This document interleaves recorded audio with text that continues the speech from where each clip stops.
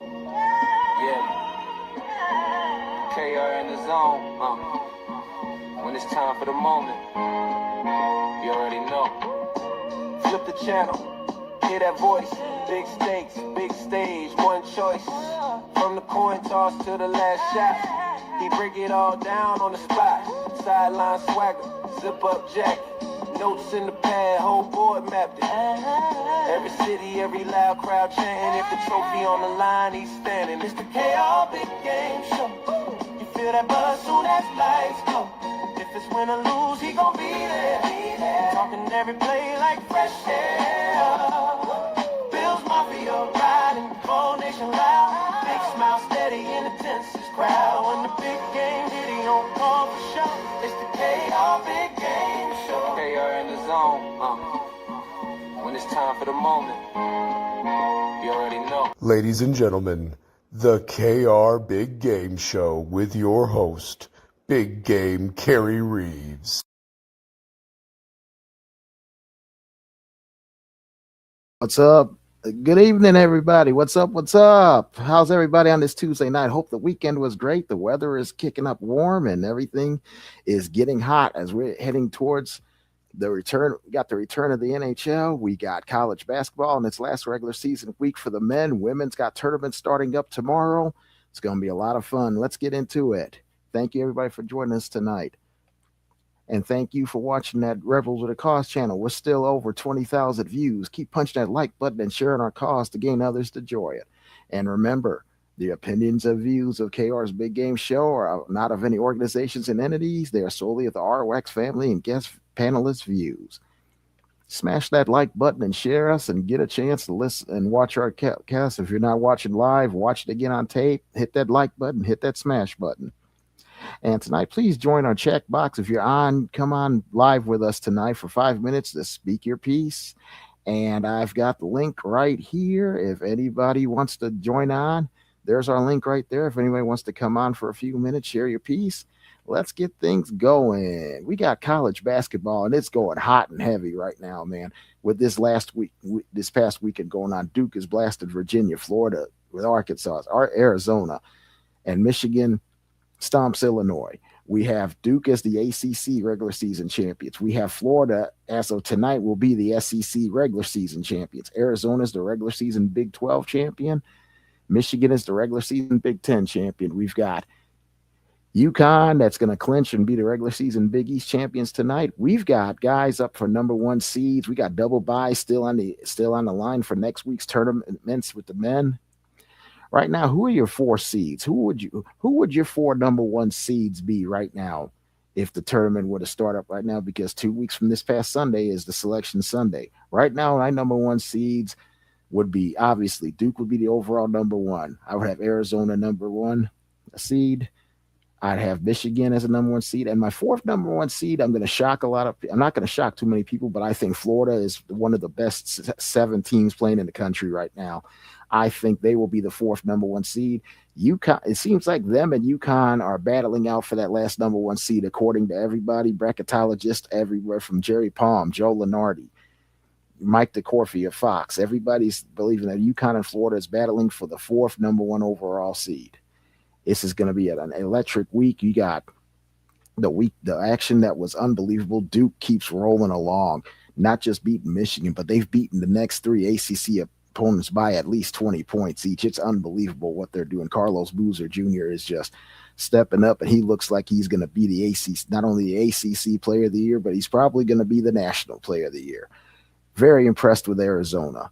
Their injuries notwithstanding, Toby Awako, Burgeons, these guys that are just coming off the bench, they buried Iowa State over the weekend. They buried Kansas. What the job they did on Kansas. And Kansas made that a game in the second half. They were down 49-47 with about 11 minutes left. And then after that, Arizona went on an 18-0 run, which basically shut that game down and made Arizona the team is what now. Friday night, Michigan went to Champaign, and Illinois gave them all they can handle for about the first 15, 16 minutes. And it seemed like from that point on, Michigan just dominated, hitting shot after shot. It's like Illinois couldn't. Illinois tried everything they could to stop them and just couldn't do it. They shut that home crowd up in Champaign and clinched the regular season Big Ten championship. Couple of upsets that happened throughout that weekend. You had Purdue getting beat by Ohio State on that Sunday. You had Alabama and Tennessee, which was a hot game on Saturday. Tennessee had another double-digit lead, and this time they lost their 5th double-digit lead of the season, their 2nd one at home. Alabama won at the end. And right now, the SEC, the only team that we know of that has a double bye right now is the Florida Gators. The other 3 double byes, 2 through 4, is up for grabs. Alabama struggling tonight against Georgia. Tennessee went on the road and beat a terrible South Carolina team without Nate Ament getting him some rest. There's a good chance he may be back Saturday for the game against Vanderbilt. Kentucky is struggling right now, and Alabama is struggling right now. We're going to see and Missouri is struggling right now. See what the results are tonight in the SEC, and who knows, Tennessee may be in a position to steal a double bye after going 0-2 last week. They could easily go 2-0 this week. Beat Vanderbilt on senior night Sunday, and that would be a interesting coup to walk into a double bye in Nashville for the SEC tournament next week. There's been another debate going on. Bruce Pearl had some interest. Former Auburn coach Bruce Pearl had some interesting comments this week talking about Miami of Ohio, and they're still undefeated. They are 29-0. 29-0. They're running through their schedule, doing everything that they're supposed to do, winning the games, doing what they're doing. He had a criticism saying that they were not one of the 38 best at-large teams in the country. Sparked a lot of conversation when he compared his former team, Auburn, to Miami of Ohio, which was a terrible, terrible comparison because Auburn has played pretty good in the non-conference, but when it got to the SEC, they've only won 1 game since February the 1st. They've lost 7 out of their last 8. And he's talking about in a position that he would put Auburn, of course, his former school, and coached by his son, Stephen, he would put them in the NCAA tournament over Miami, Ohio. And a lot of people just looking at him and laughing at him saying he shouldn't even be in television. Shouldn't even be in television for making a comment like that. What are your views about it? The March Madness 2 weeks from this past Sunday will be Selection Sunday, and it's going to be interesting selection Sunday where these teams are going to go. Yesterday, as a matter of fact, the NCAA sent out to their teams their preference of where they would like to be placed, especially to the top seeds. They say where would they like to be placed and what road would they like to take. I'm sure Michigan chose Buffalo to head to Chicago. I'm sure with some of the other athletes at UConn or Duke choosing Greenville and then Washington, D.C., and so on and so on. But the top teams get a preferable slot of where they want to go. Arizona, I'm sure they pick San Diego, San Jose, because they can stay in California, and it's a short trip for both places. This last week is going to be interesting with double up. Could the number 1 seeds already be determined by the time we go into the conference tournaments next week? I believe 3 of them are. I think Duke, Arizona, Michigan have cemented number 1 seeds. There's nothing they could do next week to jeopardize. Losing early to them would not jeopardize anything except position of the number 1 seeds. That's about it. The 4th number 1 seed is still on the line. You got possibly Duke, you got possibly UConn, and you possibly got Florida. I think Florida right now is the better team. The one thing that UConn does have in their hip pocket, they beat Florida on a neutral court. Right now, that is the only thing that's keeping them above the one, keeping them at that 1 line. But with the Big East tournament coming up next weekend, they've struggled lately with Seton Hall and St. John's. Who knows what could happen in the Big East tournament? Let's say UConn loses their first game. Then it becomes how far does Florida have to get to the final? Florida's going to have a double bye. They will not play after Saturday at Kentucky. They will not play another game until next Friday afternoon in Nashville. So my question is, will they have the number 1? Will they have a number 1 seed seeded up, or will they have to win a couple of games, or maybe win the SEC tournament like they did last year? They walked into a number 1 seed last year by winning the SEC tournament, and then it helps and it stomped their way to the national championship. So Florida's done it again. They've done it a different way this year. They're more an inside team. Last year they were an outside team. This time they're an inside team, and they're tough to beat. They're dangerous. fun filled, and what Todd Golden has done down there is absolutely phenomenal. But that's college basketball right now. College basketball is in a great place right now. It is hot. It is going, and everything just seems to be blitted and fitted right at the right time.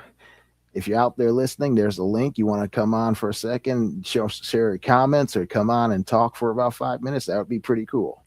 This past weekend was the scouting combine in Indianapolis, and we had a lot of impressive stories, a lot of good stories, and a lot of interesting little things that happened up there in Nashville. You had some time set up. You had great leaps. You had fantastic interviews for Fernando Mendoza, the projected number 1 overall pick, went up there to do a lot of interviews, impressed a lot of people out of a lot of his interviews that a lot of the experts were saying that he has done so far.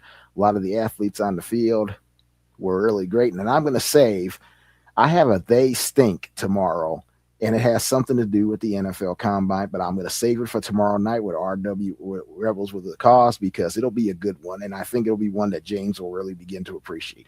But the Combine was really good, had a lot of things, had some deals come out of there. You had some deals come out of there, not little mini deals about who's going to be franchised, who's going to be tagged. George Pickens is going to be tagged by the Dallas Cowboys. And today we learned that Kyler Murray will be released next week from the Arizona Cardinals when the new league year starts next Wednesday. You will also have Daniel Jones getting a transitional deal from the Colts, which means anybody could go out and match it. They can match whoever's deal is out there. You got Breece Hall getting franchise tag from the Jets. That gives them now time to see if they could work on a long-term deal. Trey Hendrickson's another one that did not get tagged at all. He is a free agent right now on the defensive side. There are going to be some suitors out there for his possible. And the trades that are going, and the trade possibilities that are out there now. A.J. Brown is still being mentioned in trades. Max Crosby seems like the hot name right now that's mentioned in a trade. And there's other possibilities that are out there for trades. The story that I saw out of Minnesota was that they're looking for a veteran quarterback to challenge J.J. McCarthy. It sounds like to me that the J.J. McCarthy era may be coming to a swift end, because out of 34 games as a possible starter in 2 regular seasons, he's missed 24. At some point, the word bust may come up on the label because he can't stay healthy. And you know what they say, your best ability is availability. And if he's not available, how can he produce? How can he help a team that he hasn't produced so far? Same thing's going in Atlanta with Michael Penix. They're probably looking for a veteran quarterback to fit in.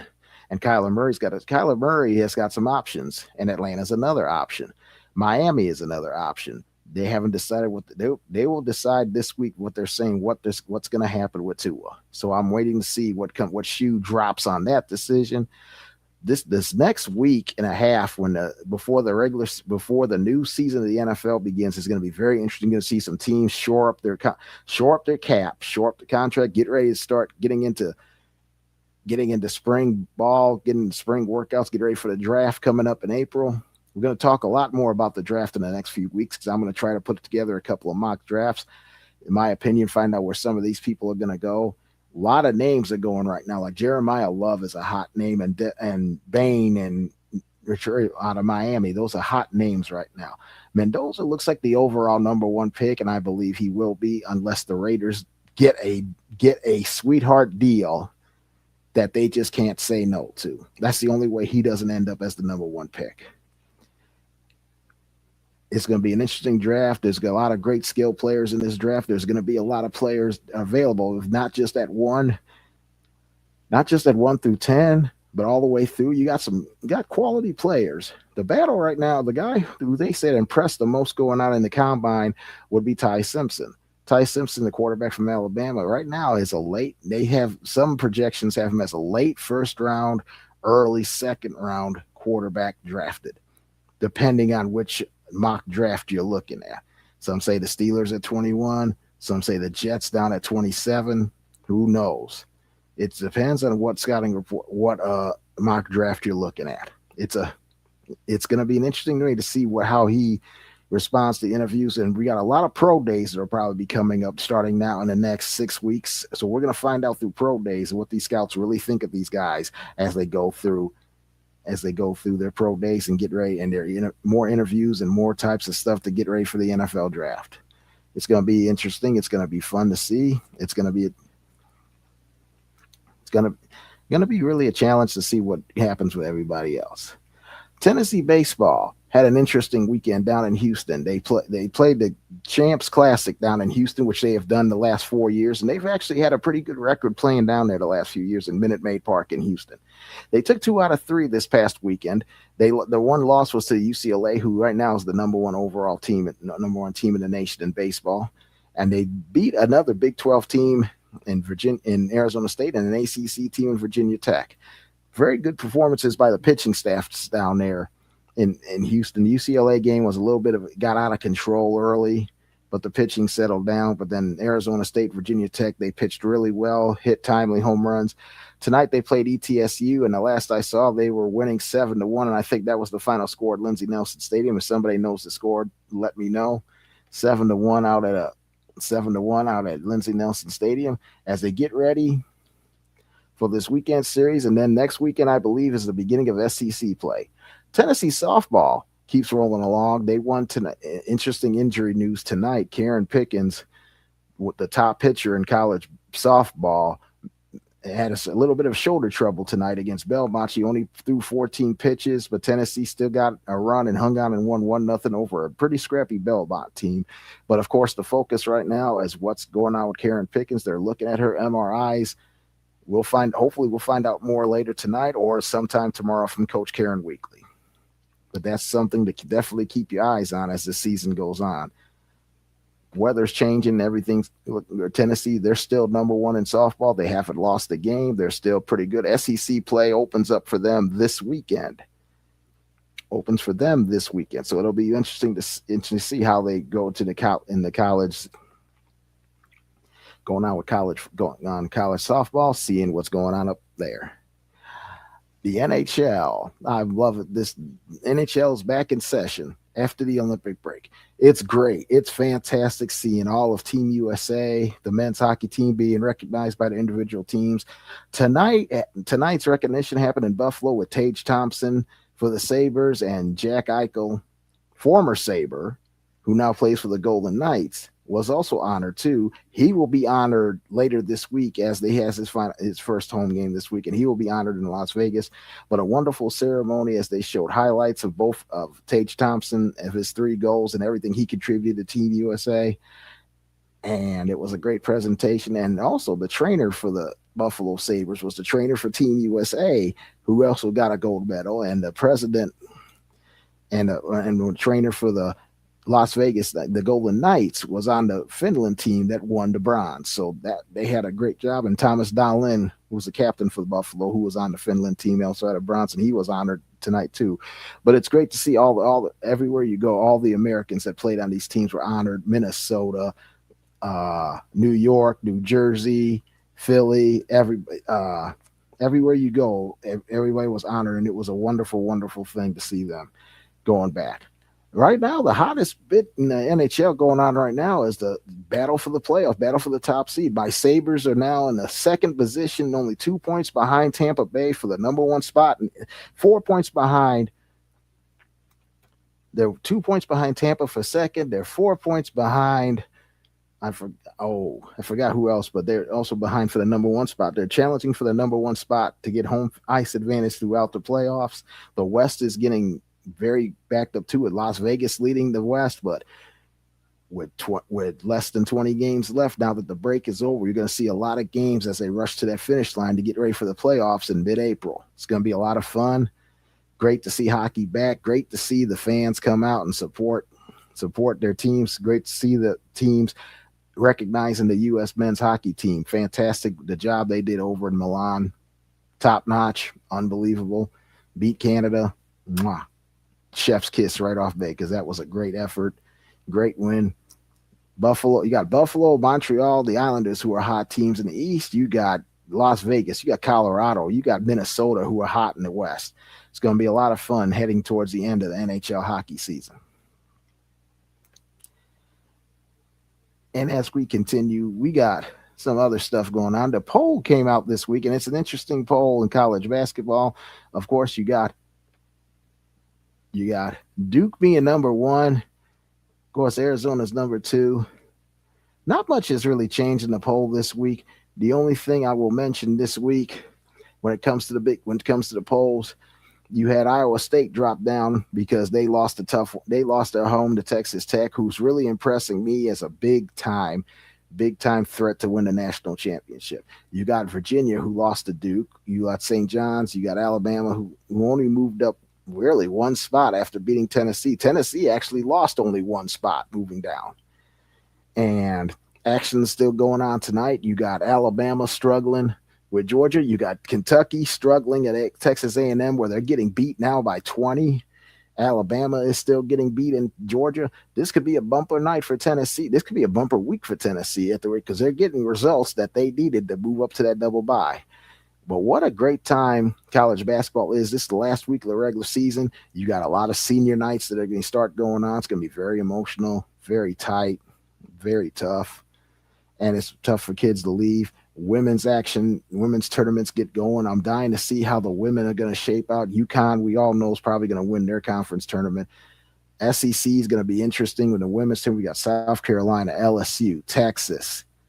You got teams up there that got a chance to really do some damage and try to win a national champion and to win the SEC championship and the number 1 seed. You got some other teams that try to get themselves into some position. Tennessee, the women's have struggled. They started out 8-2. They have lost their last 6 conference games to finish 8-8 in the conference. I don't know what road they're on. It just seems like the ball that they're playing hasn't been good. It seems like there hasn't been a lot of teamwork. There hasn't been a lot of camaraderie. Kim's got to get things figured out to have a good finish to the end of this season, because right now losing 6 in a row, that's tougher out here. That's tough. Losing 1 in a row is tough. Losing 6 in a row, oh boy, that's not a good way to finish the season, especially when you're trying to make an NCAA tournament bid and your NCAA tournament bids keep slipping. As the last report, Tennessee was a number 7 seed, possibly going to Michigan, to Ann Arbor to play the number 2 seed Michigan Lady Wolverines. Surprise. Only if they win their first round game against the number 10 seed, and those numbers can fluctuate. Those matchups can fluctuate. It can go any way humanly possible. This week, big game performance. I saw a lot of big game performances this week, man. Carlos Boozer, what he did against Virginia is unbelievable. Darius Dubbins of Arizona, what he did was phenomenal. I'm looking at AJ Etchicombe out in BYU, his performance, chef's kiss. Ohio State, Bruce Thornton, 24 points leading to that upset of Purdue. A lot of great performances this week. A lot of big time performance. Lance Phillion for Alabama in that comeback against Tennessee couldn't be stopped in the second half. Had 17 of his 21 in the second half. And prayers out to Nate Lament. Get him back Saturday. We didn't have him tonight. We didn't need him tonight against South Carolina. But get him back for Vanderbilt, senior day. Got a chance to sweep Vanderbilt. Got a chance to really sweep Vanderbilt and try and get that double bye, because the way things are falling in line tonight, a double bye for Tennessee is still highly on the table with the results that are going on tonight. So beat Vanderbilt and get that double bye. Get Nate Emmons another day or so of rest and have him ready to play next Friday in the SEC tournament and in the NCAA tournament, because you need him. You need that man to carry you as far as you can. If you're going to get as far as you can, Nate Emmons got to be out there, got to be healthy, and have a lot to say in it.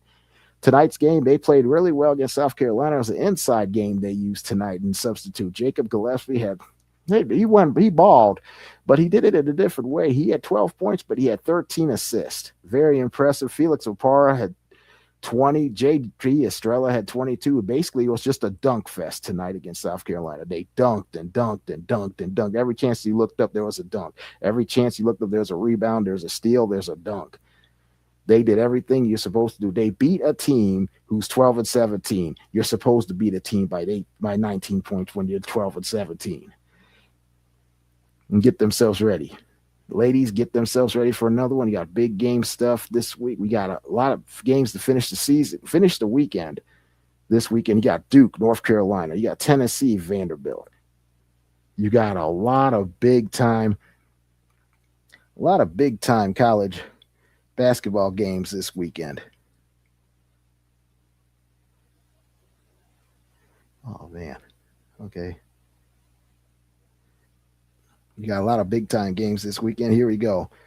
We got some big time stuff. And ESPN and everything this weekend. It's going to be a lot of great battles. ACC is going to finish off. Can Miami get that double bye? I think Jai Lucas down in Miami got some Coach of the Year candidates. I love Jai Lucas down in ACC for Coach of the Year. I think what he's done with Miami so far has just been fantastic. To me, he's my ACC Coach of the Year. My Big Ten Coach of the Year would have to be Dusty May in Michigan. Start to finish, leading the Big Ten. Also, the non-conference wins they have is just absolutely incredible. And in the SEC, if I had a chance to vote for him, big game Coach of the Year, Todd Golden would get a lot of votes. Definitely for SEC Coach of the Year. What he's done with Florida a year after winning the national championship. Usually it's a hard transition year, but what he's done after that, absolutely phenomenal. Absolutely amazing. Big 12, Tommy Lloyd out in Arizona. Even though Kelvin Sampson's had a great year. Chris Finch had a great year at Texas Tech. I like Tommy Lloyd. He can coach. To me, he's the Big 12 Coach of the Year. It's going to be a lot of good Coach of the Years. There's going to be a lot of watch for these player teams, too. There's going to be a lot of interesting all-conference players on this team. There's going to be a lot of them. Because this year, you got a lot of great players in all of these conferences. It's going to be a whole lot of fun to watch. I'm looking forward to finishing the end of the season strong, and I'm looking forward to watching the conference tournaments to see who steps up, who pops up, who needs the wins, the bubble teams, how they affect everything else in the field. If one team's on a bubble, you got to take care of you somehow got to take care of business. I believe the SEC will probably get 11 teams in. It's not going to be like the 14 they got in last year, but they're going to get in at least 10, probably 11. Some things have to fall away, and who knows? If Auburn can go on a run, that might be 12, or they could knock out somebody who's on the bubble themselves. It'll be a fun conference tournament. It'll be ACC will be fun in Charlotte. The Big 12's in Kansas City. The SEC is in Nashville. The Big East is in Madison Square Garden in New York. Big 10 is in Chicago. Big 10 is in Indianapolis. Going to be a whole lot of fun. These conference tournaments coming up. Well, that's the show tonight. Thank you guys for coming on. Thank you for listening. Thank you for watching. Had fun again. I always have fun doing a show, and I appreciate all the viewers that are out there. If you don't watch it live, at least watch it on a replay and enjoy yourselves. And guys, get ready for a last great week of the regular season of college basketball. It's going to be a lot of fun. It's going to be very interesting. If your team is out there doing well, it's going to be a great time. It's going to be a great time. It's going to be inside, and I thank you all for joining us tonight. Join me next week again. Big game. We'll talk about the conference tournaments. We'll talk about how everything shapes out. I'll give you my winners for the conference tournaments next week for the men. Women, didn't have a chance to go through all of them for tonight's show. We'll review some of the women's tournaments that go on. I say wait a week for Selection Monday for their selection show. Actually, their show will be on Sunday, on Sunday after the men's show. So it'll be very special. They cover both ends. Thank you, everybody, for joining me tonight. I had fun. It's good to see everybody, and I will see you next week. And remember, when you see me around, it's always a big game. Take care of yourselves, everybody. I will see y'all tomorrow night. Rebels with a Clause, 9:30. And good night. KR in the zone. When it's time for the moment, you already know. Flip the channel, hear that voice. Big stakes, big stage, one choice. From the coin toss to the last shot, he break it all down on the spot. Sideline swagger, zip up jacket. Notes in the pad, whole board mapped it. Every city, every loud crowd chanting. If the trophy on the line, he's standing. It's the KR Big Game Show. You feel that buzz soon as lights go. If it's win or lose, he gon' be there. Talking every play like fresh air. Bills Mafia riding, whole nation loud. Big smile steady in the tensest crowd. When the big game hit, he don't call for show. It's the KR Big Game Show. KR in the zone. When it's time for the moment, you already know. Ladies and gentlemen, the KR Big Game Show with your host, Big Game Kerry Reeves.